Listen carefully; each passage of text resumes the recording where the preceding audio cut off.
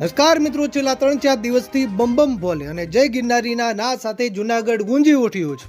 એક તરફ ભારતભરમાંથી આવેલા હજારો સાધુ સંતો, નાગા સાધુઓ, દિગંબર સાધુઓ ભવનાથ તળેટીમાં આકર્ષણનું કેન્દ્ર બન્યા છે, તો બીજી બાજુ લાખોની સંખ્યામાં ગુજરાત અને દેશભરમાંથી આવેલા ભાવિક ભક્તોનું ઘોડાપુર જૂનાગઢમાં ઉમટી પડ્યું છે. મિત્રો, જૂનાગઢમાં શિવરાત્રિના મેળાને જીવ અને શિવનું મિલન પણ કહેવાય છે અને સાથે ભોજન, ભજન અને ભક્તિનો ત્રિવેણી સંગમ પણ કહેવામાં આવે છે.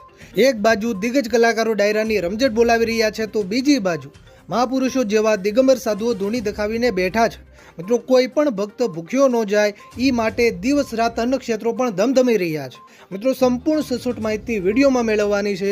વિડીયો શરૂ કરતા પહેલાં ખાસ વિડીયોને ક્લિક કરવાનું ભૂલતા નહીં. આવી જ રીતે ગુજરાતના કોઈ પણ ઉપયોગી સમાચાર સૌથી પહેલાં જોવા માટે આપણી આ ચેનલને સબસ્ક્રાઇબ કરવાનું પણ ભૂલતા નહીં.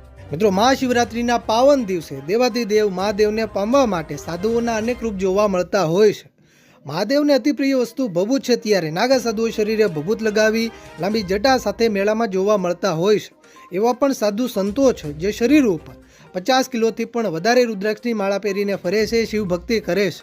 મિત્રો, મહાશિવરાત્રિનો મેળો મુખ્ય 5 દિવસ ચાલતો હોય છે. પ્રથમ દિવસે જ જૂનાગઢમાં 1 લાખથી વધુ શ્રદ્ધાળુઓએ ભવનાથમાં મહાદેવના દર્શન કર્યા હતા. બીજા દિવસથી આંકડો 2 લાખને પણ વટાવી રહ્યો છે. એવું પણ માનવામાં આવી રહ્યું છે કે શિવરાત્રિના પાવન દિવસે 10 લાખથી વધુ ભાવિક ભક્તોનું ઘોડાપુર જૂનાગઢમાં ઉમટી શકે છે, જેથી પ્રશાસન દ્વારા વ્યવસ્થા અને સુરક્ષાના યોગ્ય પગલાં પણ લેવામાં આવી રહ્યા છે. મિત્રો, આપણે સૌ લોકો જાણીએ છીએ એ પ્રમાણે મહાશિવરાત્રિએ રવાડી નીકળે છે, જેમાં નાગા સાધુઓ, દિગંબર સાધુઓ ભભૂત લગાવીને આવે છે અને અંતે મુરગી કુંડમાં સ્નાન કરે છે, જેને શાહી સ્નાન પણ કહેવામાં આવે છે.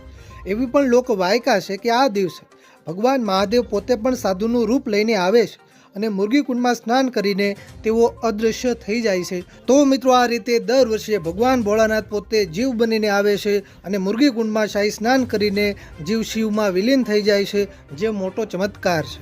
મિત્રો, તમે જૂનાગઢના શિવરાત્રિના મેળાને માણ્યો કે એને નીચે કોમેન્ટ કરવાનું ભૂલતા નહીં. સાથે જય ગિરનારી લખવાનું પણ ભૂલતા નહીં. આ વિડીયોને તમારા બધા જ ગ્રુપમાં શેર કરજો. વિડીયોને લાઇક કરવાનું ભૂલતા નહીં. આવી જ રીતે ગુજરાતના કોઈ પણ ઉપયોગી સમાચાર સૌથી પહેલાં જોવા માટે આપણી આ ચેનલને સબસ્ક્રાઇબ કરવાનું પણ ભૂલતા નહીં.